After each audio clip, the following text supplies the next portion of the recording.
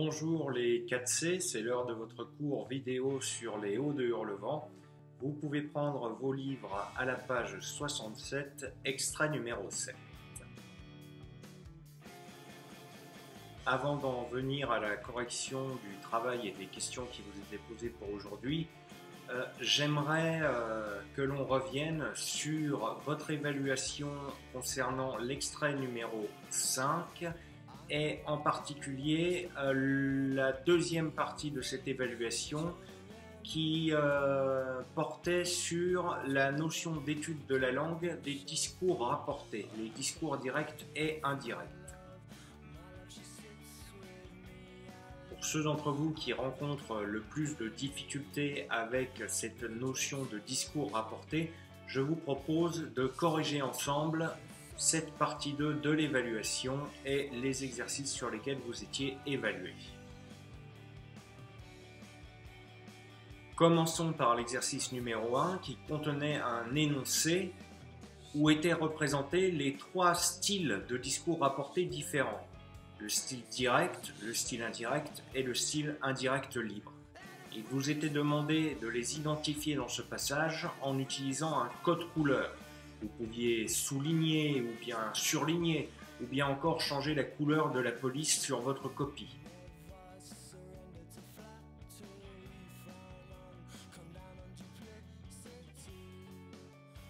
Et là, attention, si vous aviez un cerveau en état de marche, vous pouviez constater que quelque chose n'allait pas et vous avez sûrement bloqué sur une des notions.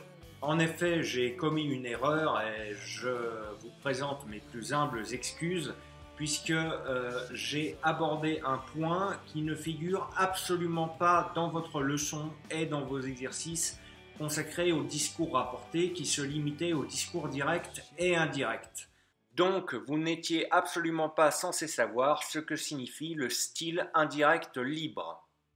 Par conséquent, que vous ayez échoué à l'identifier n'a aucune incidence sur votre note. J'accorderai un point à tout le monde pour rééquilibrer le résultat de chacun. Ça ne nous empêche absolument pas d'apprendre ce qu'est quand même un discours indirect libre, donc profitons de ce cours vidéo pour étudier cette dernière forme de discours rapporté. Prenons en exemple l'extrait suivant d'un livre issu de ma bibliothèque. La clôture métallique était munie d'une porte, mais plusieurs tours de chaîne s'enroulaient autour avec, attaché dessus, un gros cadenas. Une porte haute hérissée de fils de fer barbelés sur sa partie supérieure. Il lui parut impossible de l'escalader. Son tailleur n'y survivrait pas. Elle tenta néanmoins de la pousser, de la tirer, mais la porte ne bougea pas. Pas même d'une fente où un chat aurait pu se glisser. Enfin quoi? Pourquoi avait-il fallu fermer cette porte aussi soigneusement? Il n'y avait pourtant rien à voler. Aomame grimaça, jura et cracha même par terre. Dire qu'elle s'était donné un mal fou en descendant cet escalier depuis la voie express, et elle se retrouvait emprisonnée dans ce dépôt. Elle jeta un coup d'œil sur sa montre. Dans cet extrait figure un bel exemple de discours indirect libre. Un discours indirect libre, c'est lorsqu'on a l'impression d'entendre, en lisant, les pensées intérieures des personnages. Et effectivement, si vous reprenez le passage que je viens de vous lire, vous avez à un moment donné les phrases suivantes. Enfin quoi? Pourquoi avait-il fallu fermer cette porte aussi soigneusement? Dans ce passage, il n'y a aucune parole qui est rapportée. On n'utilise pas de dialogue, on n'utilise donc pas de discours direct, et on ne rapporte pas non plus les propos de quelqu'un en utilisant le discours indirect. C'est le narrateur qui, puisqu'il s'agit d'un narrateur externe, sait tout de ses personnages. Il connaît jusqu'à leur état d'esprit, leurs sentiments, leurs goûts, leurs pensées, et il est capable de les expliquer au lecteur. Ce discours indirect libre ce ne sont non pas des paroles qu'il permet de rapporter, mais plutôt des pensées. Et vous voyez que c'est le narrateur qui s'en charge. Lorsqu'un narrateur externe est capable de rapporter les pensées de ses personnages, cela signifie qu'il sait tout sur eux. On appelle ce narrateur un narrateur omniscient. Pour compléter votre leçon, voici donc la définition du discours indirect libre. Il faut se situer dans un récit et qu'un narrateur externe prenne en charge ce récit. Plutôt que des paroles, le narrateur rapporte le plus souvent des pensées, les propres pensées du personnage, comme si le personnage se parlait à lui-même, et on pourrait presque le considérer comme un mélange de discours direct et indirect, parce qu'il a le caractère vivace, avec l'impression d'entendre des propos comme dans le discours direct, mais en même temps, c'est bien un narrateur qui rapporte de manière indirecte, non pas encore une fois des paroles, mais des pensées. Je vous laisse avec un exemple. Elle regarda par la fenêtre. Décidément, avec un temps pareil, elle ne sortirait pas. Dans cet exemple, c'est le « décidément, avec un temps pareil, elle ne sortirait pas » qui correspond au discours indirect libre. Il exprime encore une fois les pensées du personnage, comme si on pouvait les entendre. C'est pour ça que, même s'il s'agit de pensées, on classe ce phénomène dans celui des discours rapportés.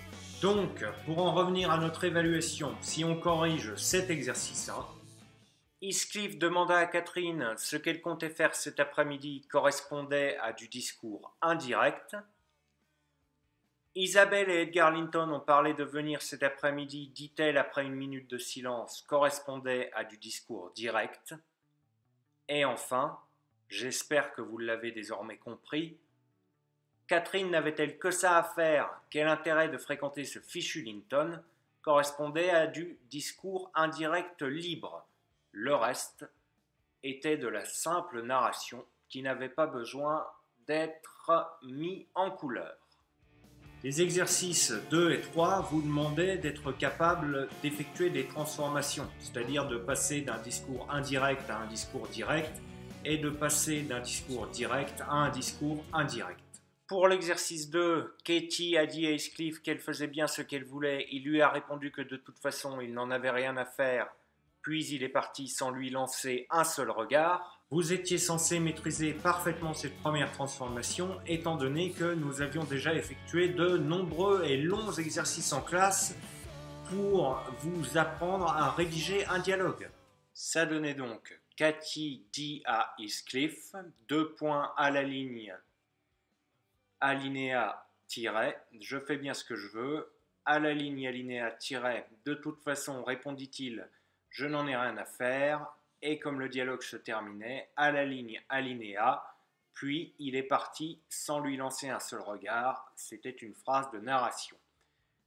Vous pouvez remarquer que les verbes dire et répondre, les verbes de parole, ont été conjugués au passé simple. Quant au second verbe de parole, vous pouviez très bien ne pas le placer en incise mais à la fin de la phrase. De toute façon, je n'en ai rien à faire, virgule, répondit-il. L'exercice 3, c'était l'inverse. On vous demandait de transformer un discours direct en un discours indirect. Je ne supporte pas ce Heathcliff, dit Edgar, il faudra bien t'y faire, répondit Katie. Cela donnait Edgar a dit qu'il ne supportait pas ce Heathcliff, Katie lui a répondu qu'il faudrait bien qu'il s'y fasse. Vous pouviez également conjuguer les verbes de parole au passé simple. Edgar dit qu'il ne supportait pas ce Heathcliff, Katie lui répondit qu'il faudrait bien qu'il s'y fasse. Voilà, nous pouvons désormais attaquer le cours à proprement dit et poursuivre notre analyse littéraire de l'extrait numéro 7, séance 7.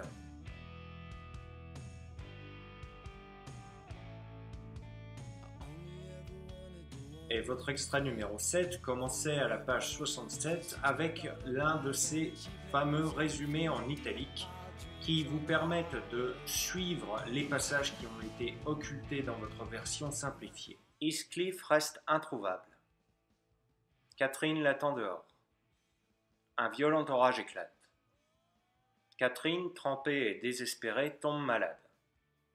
Monsieur et Mrs. Linton l'accueillent à Thrushcross Grange, mais ils attrapent cette fièvre contagieuse et meurent. 3 ans après, 1783, Edgar Linton se marie avec Catherine. Hélène Dean explique qu'elle a suivi sa maîtresse dans sa nouvelle demeure, où elle est restée depuis lors.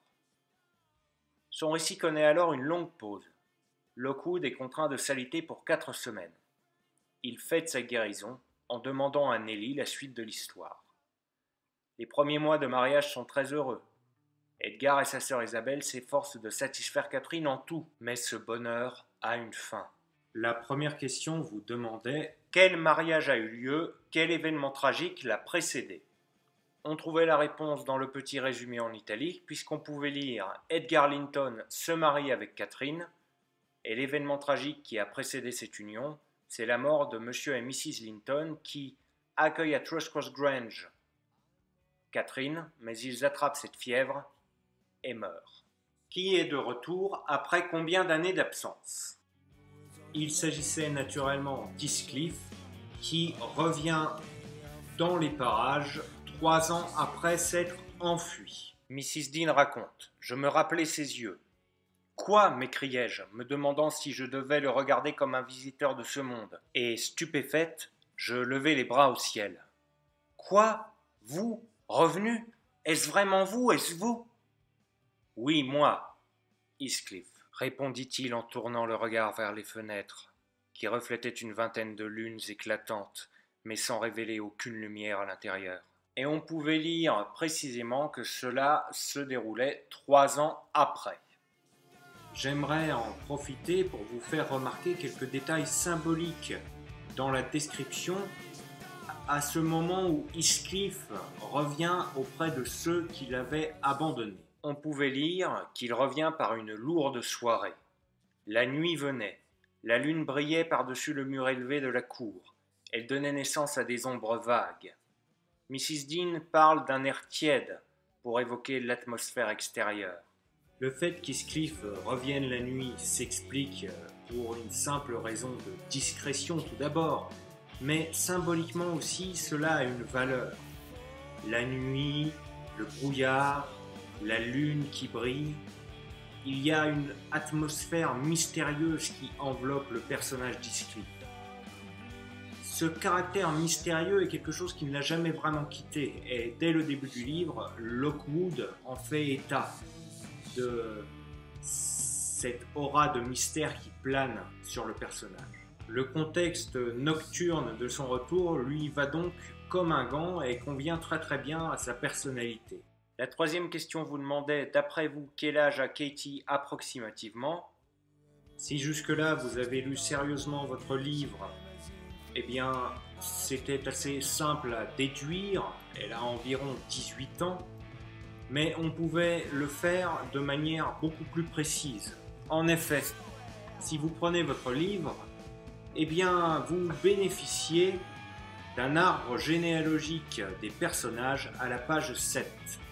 Et à cette page 7, on peut lire la date exacte de naissance de Catherine Earnshaw, à savoir 1765. Donc, il suffisait de sortir sa calculette. Le résumé en italique nous indique qu'elle épouse Edgar en 1783. Donc, 1783 moins sa date de naissance officielle donnée à la page 7. Et on obtenait aisément le véritable âge de Katie. La question 4. Que demande Heathcliff à Mrs. Dean? Pourquoi hésite-t-elle? Il lui demande de prévenir Katie de son arrivée, du moins de l'arrivée d'un visiteur, mais Mrs. Dean n'a pas vraiment envie de réserver cette surprise à sa maîtresse, car elle s'inquiète de sa réaction. On pouvait lire en haut de la page 69, Heathcliff qui demande « Est-elle ici? Parlez, j'ai besoin de lui dire un mot, à elle, à votre maîtresse. Allez lui dire que quelqu'un de Gimmerton désire la voir. Comment va-t-elle prendre la chose? Que va-t-elle faire? La surprise qui m'égare va la rendre folle. » 5. Dans quel état d'esprit Heathcliff est-il avant de revoir Katie? Heathcliff bout d'impatience à l'idée de la revoir, et on peut même dire qu'il est presque sur le point d'exploser. On sait même qu'il souffre intensément d'être privé de sa vue, de sa présence. Il le dit à Mrs. Dean, qu'il endure de la peine et qu'il est très très difficile pour lui de se tenir éloigné de Katie. Tant qu'il ne l'aura pas vue, il continuera à souffrir. C'est une manière indirecte pour Heathcliff d'avouer, peut-être sans le vouloir, qu'il est encore profondément amoureux de Katie. On pouvait lire à la page 69, ligne 48, « Je serai en enfer tant que vous ne l'aurez pas faite ». Question 6. Observez les lignes 97 et 98. Que pensez-vous de l'attitude de Katie? Eh bien, on peut tout de même dire que son comportement est inapproprié pour une femme mariée. Elle cause de la peine à Edgar Linton, puisque Catherine manifeste sans aucune retenue sa joie de revoir Heathcliff. Ce qui est très amusant, c'est qu'elle est tellement heureuse qu'elle va faire un énorme câlin à son mari, elle va le serrer dans les bras.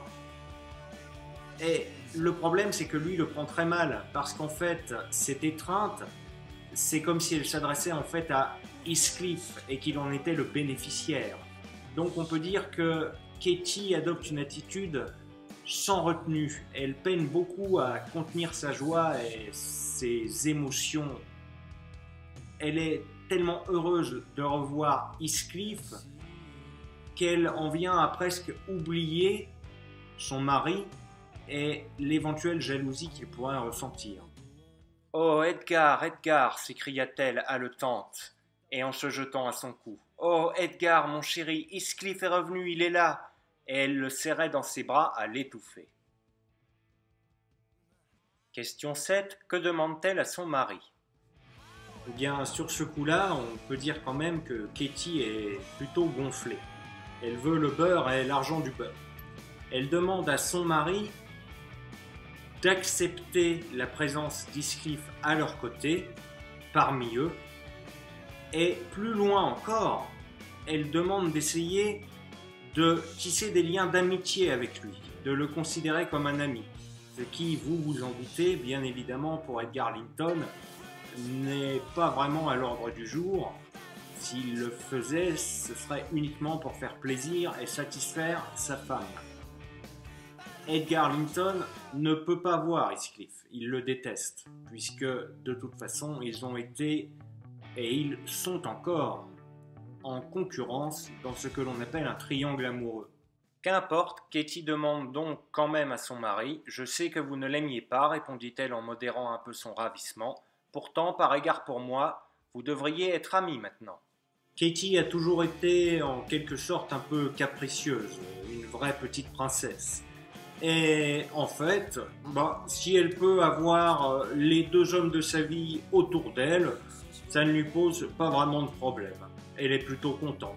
C'est une sorte de chantage affectif assez insupportable qu'elle exerce sur son mari, puisque ça revient en gros à dire à Edgar « Si tu m'aimes vraiment, prouve-moi ton amour en acceptant la présence d'Heathcliff, un homme qui est amoureux de moi et dont j'ai été très amoureuse aussi. » Pour répondre aux deux dernières questions, il fallait vous reporter au petit résumé en italique à la fin de l'extrait numéro 7. Edgar consent à recevoir Heathcliff. Catherine est extrêmement heureuse de le revoir malgré les réticences de son mari. En profitant de la passion de Hindley pour le jeu, Heathcliff s'installe à Hurlevent. Bien vite, il arrive à le ruiner. Les jeunes gens se rendent visite. Isabelle, la sœur d'Edgar, tombe amoureuse d'Heathcliff. Pour la question 8, on vous demandait que fait Heathcliff avec Hindley et pourquoi. Katie, Edgar et Isabelle vivent à Thrushcross Grange, mais Heathcliff, lui, s'incruste à Hurlevent où vit Hindley, qui, je vous rappelle, est veuf et s'est mis à boire. Il a aussi développé une passion pour le jeu, une autre forme d'addiction. Et Heathcliff est plutôt rusé. Il en profite pour ruiner Hindley au jeu, en jouant avec lui et en lui faisant contracter des dettes. En profitant de la passion de Hindley pour le jeu, Heathcliff s'installe à Hurlevent. Bien vite, il arrive à le ruiner. Et enfin, pour terminer, la question 9 vous demandait « Qui tombe amoureuse d'Heathcliff, est-ce une bonne ou une mauvaise chose? Développez votre réponse. » C'était facile puisqu'on pouvait lire explicitement Isabelle tombe amoureuse de Heathcliff. Quant à savoir si c'est une bonne ou une mauvaise chose, eh bien en fait ça dépend de quel point de vue on se place. Pour Edgar Linton par exemple, c'est une très mauvaise chose, une très mauvaise nouvelle. Il sent bien que sa femme, Katie, est encore amoureuse d'Heathcliff, et voilà maintenant que c'est sa sœur qui tombe amoureuse de lui. Le pauvre Edgar, il voit les femmes de sa vie le délaisser et tomber amoureuse d'Heathcliff qui est tout de même son ennemi, ou tout du moins son rival amoureux vis-à-vis de Catherine. En revanche, qu'Isabelle tombe amoureuse d'Heathcliff, c'est une très bonne chose pour Heathcliff. Parce que si Heathcliff est encore vraiment amoureux de Katie, il va jouer là-dessus pour essayer de la rendre jalouse.